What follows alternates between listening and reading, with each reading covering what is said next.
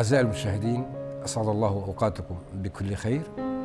الفن التشكيلي لغة ينقلها الشخص بطريقة تستوحي من تعابيره الداخلية، وهي مترجمة من موقف معين أو مشهد معين، ويقوم بنقلها الفرد ليست بأي طريقة ولكن بطريقة فنية، وهذه الطريقة الفنية تعبر عما يدور حوله من المحيط الخارجي وأيضا عما يدور بداخله. الفن شيء أساسي في حياة الفرد كالماء والهواء، والفن التشكيلي يتيح للفرد أن يعيش في عالم ثاني هو الذي يرسمه، حيث أنه يرسمه من العالم المحيط، كما هو من أجمل الفنون، وهو يؤخذ من أرض الواقع ثم يصاغ بتشكيل جديد، ويستوحي هذا التشكيل الجديد من فكرة جديدة والتي تعتبر من التجسيد أو التشكيل لشيء معين. والفنان التشكيلي يقوم بأخذ أفكار من الواقع الذي يعيش فيه ثم ينقلها بطريقة رؤيته للأمور، ثم يصغها بشكل جميل تجعله مميز عن غيره، ويستمد عناصره وأفكاره من كل ما يحيط به بما فيه المجتمع كعنصر مهم في بلورة فكرة العمل الفني واختيار الخامات والألوان. فالفنان التشكيلي هو الشخص الذي يقوم بإنشاء أعمال فنية من خلال تركيب الأشياء والمواد والألوان بطريقة فنية فريدة ومبتكرة. وعناصر الفن التشكيلي هي نفسها العناصر التي تستخدم في هذه الأعمال الفنية، مثل الخطوط والأشكال والألوان والنسيج والظل والضوء والتناسق وغيرها.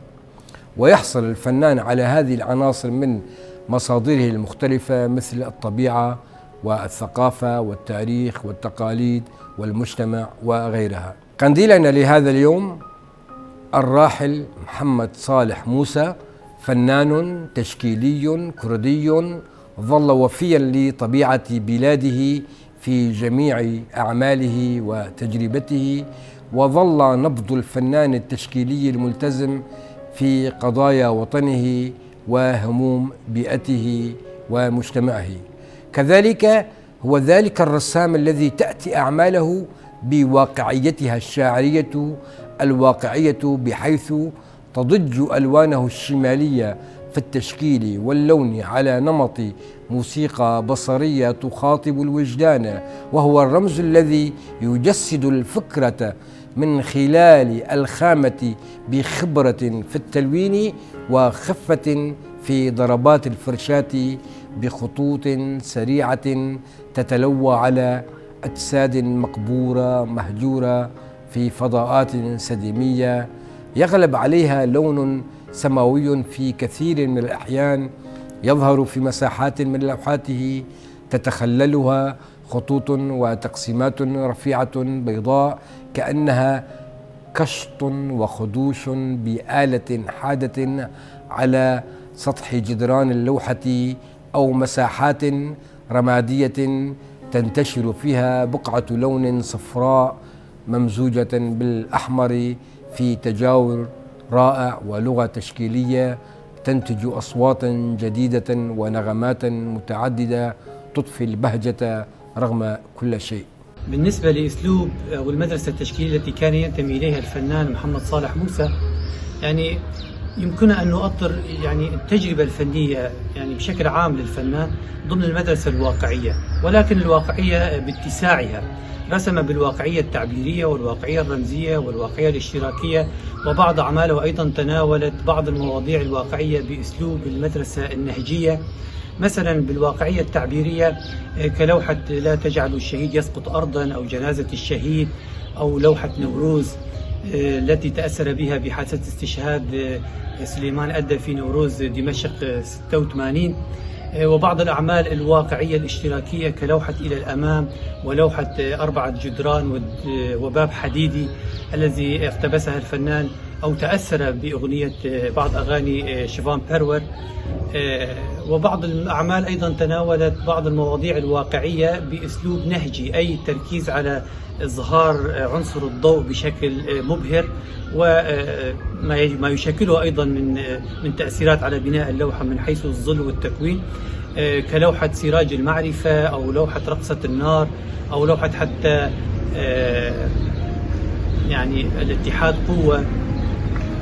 هذه الأعمال بمعظمها كانت تنتمي للمدرسة الواقعية، ولكن يعني الغالبية الساحقة من أعمال الفنان محمد صالح موسى كانت تنتمي للمدرسة الواقعية التعبيرية. وفي بعض الأحيان أيضا في نهاية يعني مراحل عمره كانت له بعض التجارب أيضا التجريدية. يعني مثلا أذكر الثلاثية التي شارك فيها الفنان محمد صالح موسى في ملتقى كردستان الدولي في مدينة آمد ب 2015، كانت يعني بعض أعمال تجريدية، يعني لم يكن هناك موضوع أو مضمون في العمل بقدر ما كان هناك بناء وتناول تجريدي لبعض العناصر. ولد الفنان الراحل محمد صالح نوري موسى في الأول من شهر كانون الثاني عام 1953 في حي الآشورية بمدينة القامشي في سوريا، من عائلة كادحة مؤلفة من 4 أخوة و4 أخوات، كان أكبرهم بين الأخوة، فوالده كان يعمل حارس دركي وتوفي أثر حادث أليم ليترك عائلته في كفالة زوجته وولده الكبير، وكان بمثابة أب لإخوته لم يحرمهم من شيء. درس محمد صالح المرحلة الابتدائية في مدرسة صلاح الدين الأيوبي، وكان من الطلاب البارزين بين أقرانه التلاميذ. كان مولعا بالرياضة والفن منذ نعومة أظفاره، بدأ باللعب كأي طفل صغير يلعب مع رفاقه وأخوته في البيت أو في الحي، لكن لعبة كان منفردا يميزه عن باقي الأطفال، وكلما كان يلعب ببقايا الحطب أو الحوار كان الأطفال يتجمعون حوله منبهرين بمهاراته في اللعب بالخط، حيث الأشكال والعناصر التي كان ينثرها على الرصيف أو الجدران. هكذا بدأ قبل دخوله المدرسة، كما كان يتردد دائما إلى ملعب الشعب في حي الآشورية، متابعا لجميع النشاطات والمباريات التي تجري بين الفرق الشعبية في الملعب، وكان يلعب مع إحدى الفرق الشعبية حينها، كما كان محبوبا من قبل أصدقائه وجمهوره. عادة الأطفال يحبون المساحات الواسعة لتفجير طاقاتهم الكامنة، بينما كان الملعب لديه لا يتجاوز مساحة اللوحة، لذلك كان يعيش أغلب الأوقات منعزلا وحيدا يلعب على مساحة اللوحة بلا شروط وبلا قوانين، المهم أن إثبات وجوده بين الآخرين وبشكل متميز. لذلك كانت لعبة التحدي آخذة في التبلور لديه، هي التأكيد دوما أنه يملك قدرات ومهارات مستعصية على الآخرين. لذلك أخذت الواقعية مساحة واسعة من اهتماماته. تابع الدراسة الإعدادية والثانوية في مدينة القامشي لحين حصوله على الشهادة الثانوية، لينتسب بعدها لكلية الفنون الجميلة قسم التصوير الضوئي في العاصمة دمشق، وبعد تخرجه من الكلية بشهادة إجازة في الفنون الجميلة قسم التصوير جامعة دمشق عام 1978، شارك في نفس العام بمعرض فناني القطر السوري ليلتحق بعدها بالخدمة الإلزامية. وبعد إنهاء الخدمة تزوج من الفنانة التشكيلية السورية آمال الشيخ لتنجب له طفلين اسماهما نالين وإيفار. تفرغ محمد صالح موسى لتدريس مادة الفنون في مدارس ومعاهد إعداد المعلمين بالقامشلي، وأقام العديد من المعارض الفنية الفردية والجماعية في كل من القامشلي ودمشق وحلب واللاذقية وصوفيا، بالإضافة لمعارض مشتركة في كل من المحافظات لغاية عام 1992، حيث هاجر مع عائلته إلى إمارة أبو ظبي للتدريس هناك. الفنان محمد صالح يريد من اللوحة أشياء كثيرة، فهي الشخص الذي يحاوره دوما، تارة بالرفق وتارة أخرى بالحديد والقسوة. هي الصديق الذي تتكشف له حقيقته دون أن يدري، هي المساحة التي يسكب عليها رؤيته بفرحه وألمه، وهي السفير الذي ينقل ذاته إلى خارج هذا العالم الرحب، حيث يختار الخامات والألوان التي يرغب في استخدامها في عمله الفني بشكل دقيق ومدروس، لأن هذه الخامات والألوان تضفي على العمل الفني بعدا جماليا وفنيا، وتجعله يتميز عن غيره من الأعمال الفنية، ويقوم بتجسيد ما يرى ويشعر به بوصف بصري متقن لحالات وجدانية عميقة تندرج بالأحمر لرسم زمن الفنان الخاص على عتبات الجمر في حدود التماسه مع الوجدان المتقد بالمعاني والمشترك مع كل البشر في آمالهم وتطلعاتهم مع انتصاراتهم وهزائمهم، ويقدمه للجمهور بشكل فني جميل. الفنان محمد صالح موسى كان له مميزة في الرسم، ألا وهي رسم الأشخاص بشكل جيد وبحركات مختلفة وملامح مختلفة، وهذا دليل على أنه كان يتقن التشريح الفني للجسم الإنساني. طبعا هذا دليل كان لديه تجربة طويلة في هذا المجال. طبعا بينطلق الفنان محمد صالح موسى من الخط واللون بالبداية كأساس للرسم، وخاصة كان يتقن اللون الأحمر الطاغي في لوحاته، دليل على عنفوان والثورة إلى ما لا نهاية. تؤكد لوحات الفنان الراحل محمد صالح موسى أنه كان فنانا واقعيا من الطراز الرفيع، وكان لا يخشى تجسيد الأشكال والتفاصيل مهما كانت صعبة ودقيقة، وكان يصل أحيانا إلى حدود الرؤية الرمزية المعبرة عن مرارة الواقع الذي يعيشه الإنسان المعاصر في الأمكنة المحاصرة والمحروقة والمدمرة بسبب الحروب الراهنة التي نستشرف منها دلالات المستقبل المظلم للبشرية. كتب عنه الفنان والناقد التشكيلي أديب مخزوم في تصريح خاص لجريدة البعث: ارتبط موسى بإيقاعات تصويرية واقعية فيها شيء من الإيحاءات الشكلية واللمسات اللونية العفوية، وأحيانا كانت اللوحة تتحول إلى مساحات لونية تمنح العناصر الإنسانية المزيد من الرؤى الرمزية، وتعمل على إخراج اللوحة من المباشرة الخطابية والتسجيلية. لذا كان الراحل يدهشنا منذ البداية في قدرته الفائقة على الدخول في نبض الحياة اليومية في الحقول والشوارع والصحراء، مرورا بمشاهد الطبيعة والأشكال الصامتة، وصولا إلى مجموعة لوحاته التي أطلق عليها عنوان بشائر مخيفة والمعبرة عن المشاعر الإنسانية في الأمكنة المسكونة برعب الفناء الوجودي النووي.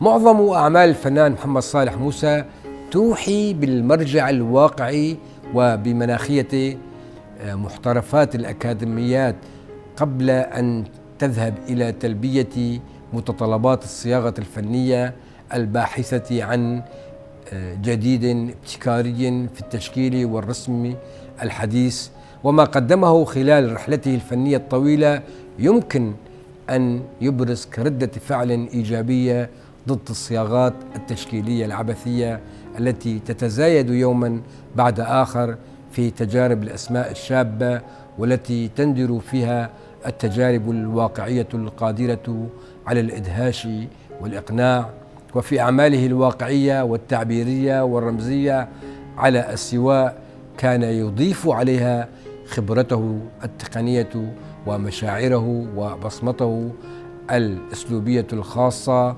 فالفن لا يتجدد إلا من خلال البحث عن شاعرية جديدة معبرة عن تقلبات المشاعر والأحاسيس.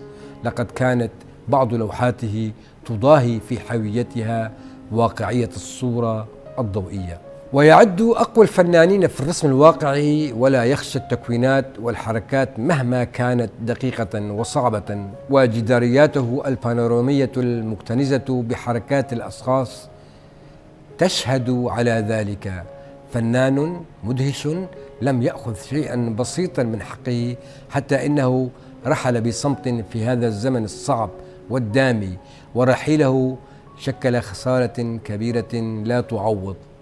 ويرى علاقة الشعر والموسيقى بالتشكيل كعلاقة الفروع والأغصان والأوراق بعضها ببعض في الشجرة الواحدة، وهناك استعارات لفظية توضح هذا الجانب، كأن نقول الألوان موسيقى تسمعها العين، أو القصيدة لوحة مرسومة بالكلمات، أو المقطوعة الموسيقية لوحة ذات ألوان خلابة. في الحقيقة هناك مفاهيم مشتركة في هذه الفنون كالإيقاع والوزن والانسجام والتوافق والتضاد، ويريد من الألوان أن تترجم وأن تعكس أفكاره ومشاعره وانفعالاته على مساحات اللوحة، فهي لغة تشكيلية مؤثرة ولغة فاعلة ترتقي بمستوى الإنسان. الدراسة الأكاديمية ليست شرطا في تجربة الفنان، لكنها تفيد في فهم وإدراك الأسس والمفاهيم الفنية بشكل أفضل. إنها بمثابة القواعد والركائز في أي صرح ابتكاري جميل. وهوية الفن ليست منهجا ينمي الفنان، إنما هي نتاج تفاعل طبيعي بين الفنان وبيئته الاجتماعية والمادية والطبيعية. فالإنسان عموما مجبول من مجموعة عادات وتقاليد ومعتقدات دينية وفكرية ورؤية جمالية، فهو خلاصة هذا التفاعل. وهنا تكمن الخصوصية. ما يميز فناني الجزيرة هو تلك العفوية في التعبير عن هذا التفاعل. بالنسبة للموضوع عند الفنان محمد صالح موسى، يعني تنوعت المواضيع عند الفنان محمد صالح موسى بمعالجاته التشكيلية في اللوحة، ولكن بمجملها أيضا كانت يعني تتناول يعني القضايا المصيرية للشعب الكردي في سوريا. يعني يلاحظ من أسماء أعماله حتى من الرموز اللي موجودة في أعماله إنها تنتمي إلى المجتمع الكردي، إن كان من حيث الزي أو من حيث الأدوات الموسيقية أو من حيث البيئة تنتمي إلى المجتمع الكردي. يعني في سوريا يمكن أن نحدد أيضا بشكل أكبر. أما بالنسبة لأسماء أعماله، يعني لوحة لا تجعل الشهيد يسقط أرضا، أو لوحة نوروز التي كانت تعرض استشهاد سليمان أدي، أو لوحة الكفن الأحمر، أو رقصة النار، يعني مجملها تعالج قضايا لها علاقة ب يعني المظلومية التاريخية للشعب الكردي في سوريا. المواضيع التي تناولها الفنان محمد صالح في أغلب لوحاته بالنسبة له ليست مجدولة أو مفهرسة في ذهنه، هي هكذا تأتي دون ما قصد، وعلى الأغلب تتوالد أثناء العمل الموضوع شكل من أشكال الطاقة الوجدانية، وقد يتجلى ذلك في وجه أو شجرة أو بيت أو أي شيء بلا معالم. شغلت جدلية المكان والزمان الكثير من الباحثين في مجال علم الجمال وتصنيف الفنون، فكان فن الموسيقى يرتبط بالزمن أكثر، أما فن النحت والتصوير فيرتبطان بالمكان أكثر. لكن مع تطور الفنون وتطور مفاهيم الجمال أصبحت الفنون عموما خارج الزمان والمكان، فاللوحة الثابتة تتجاوز الزمان لديناميكية خطوطها وحيوية ألوانها التي توحي بالحركة اللامتناهية. هذا ما نشاهده في أغلب لوحاته. الملاحظ بأن بعض الأعمال التي تناولها الفنان محمد صالح موسى عبر مسيرته التشكيلية التي امتدت لأكثر من 5 عقود، إنها في بعض الأحيان كانت تحاكي من حيث الموضوع بعض الأعمال الموجودة في تاريخ الفن. على سبيل المثال، لوحة الأعدام تحاكي لوحة فرانسيسكو غويا من حيث بناء العمل، مع العلم أن العناصر أو الأشكال أو الأشخاص أو الرموز هي تنتمي للمجتمع الكردي، لكن من حيث بناء العمل هي تحاكي لوحة فرانسيسكو غويا. وأيضا لوحة إلى الأمام التي اقتبسها من أغنية هرنبيش للفنان شيفون برور تحاكي من حيث الموضوع ومن حيث يعني بعض العناصر التشكيلية في العمل لوحة أوجين تولاكروا الحرية تقود الشعب.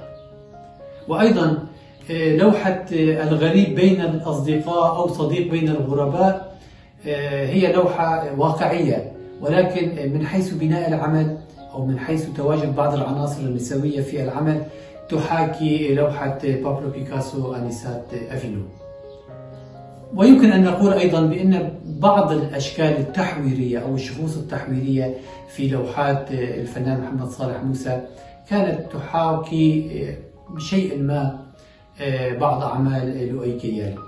هذا لا يعني بأنه كان يقتبس، ولكن كونه كان إنسانا أكاديميا كان مطلع على المشهد التشكيلي السوري وعلى المنتج التشكيلي العالمي، فكان بعض الأعمال تحاكي من حيث السياق أو المنحى العام للعمل مثل هذه الأعمال.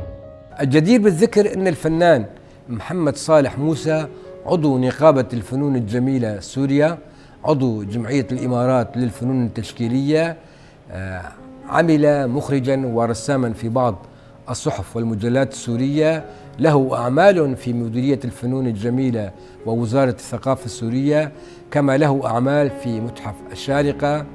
شارك في العديد من المعارض الفنية المدرسية كمعرض شخصي قامشي عام 1985، معرض شخصي دمشق 1989، معارض فناني القطر السوري لأعوام 1993 لغاية عام 1998، معرض فناني القطر في صوفيا عام 1980، معرض مشترك في حلب 1980، معرض مشترك دمشق 1991، معرض الانتفاضة دمشق عام 1989 و1990 و1991، معرض فناني القطر في حلب عام 1990، معرض مهرجان المحبة والسلام في اللاذقية عام 1992، معرض المعلمين الشارقة عام 1994 و95، المعرض التشكيلي التاسع في أبو ظبي عام 1994، معرض البورتريه في أبو ظبي عام 1995، معرض بنالي الشارقة عام 1997، ومعرض جمعية الإمارات للفنانين التشكيليين في أبو ظبي عام 1997، بالإضافة للمعرض 17 لفناني جمعية الإمارات التشكيليين متحف الشارقة عام 1998. في 5 من شهر شباط عام 2024 توقف نبض قلب الفنان التشكيلي والمدرس محمد صالح موسى في أحد مشافي إقليم كردستان التي أقام فيها بعد حوالي 30 سنة من الإقامة بصفة مدرس في أبو ظبي بالإمارات.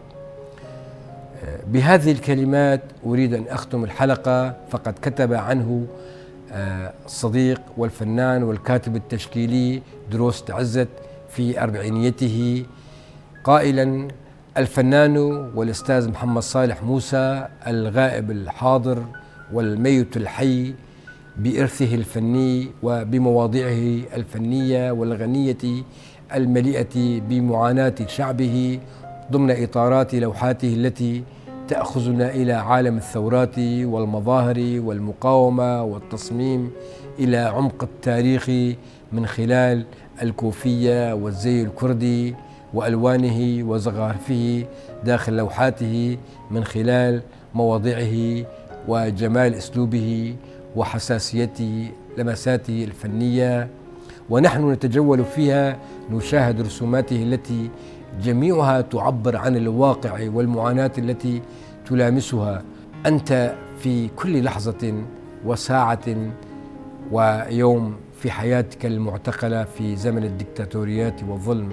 نحن اليوم لم نخسر شخصا عاديا، بل خسرنا مبدعا في المواضيع المطروحة عن قضايانا، وفنانا في بناء اللوحة بشكلها الفني الصحيح بواقعية والتزام وطني وقومي.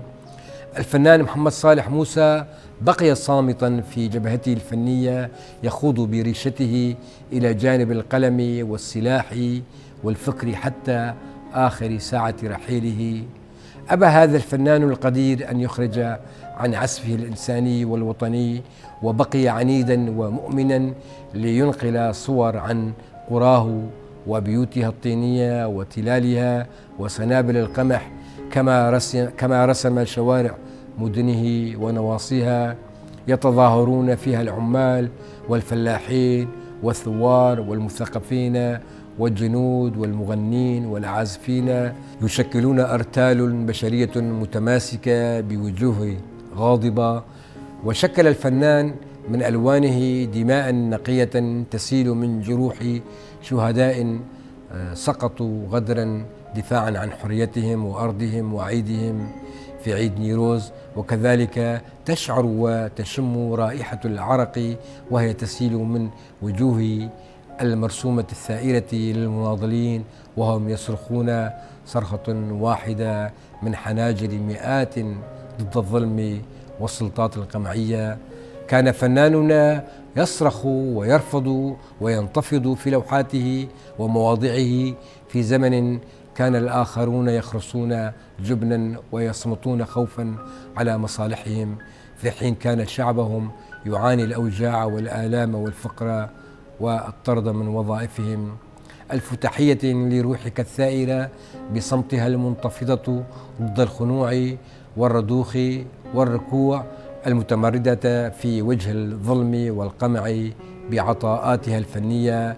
وداعا أيها الفنان والأستاذ والصديق والرفيق، وداعا وستبقى في قلوب كل من عرفتهم وكل من عرفوك، لروحك السلام وراحة النفس في عالمك الجديد. لروح الراحل الفنان التشكيلي محمد صالح موسى، الفردوس الأعلى والمجد لذكراه. أحر التعازي القلبية للغالية الفنانة التشكيلية آمال الشيخ زوجة الراحل، وللعائلة ومحبيه وأصدقائه. شيء محزن وأنت تتحدث عن قامة فنية عالية المستوى. برحيله فقدت الحركة التشكيلية السورية عامة والساحة التشكيلية الكردية خاصة أهم فنان أكاديمي على مستوى العالم العربي كفاق حسن في العراق، وسيف والي في مصر، ونزير نبعة والوي كيالي وعمر حمدي في سوريا. كان الراحل يمتلك قدرة عالية وكبيرة في معالجة الجداريات كبيرة الحجم وبطريقة ملحمية.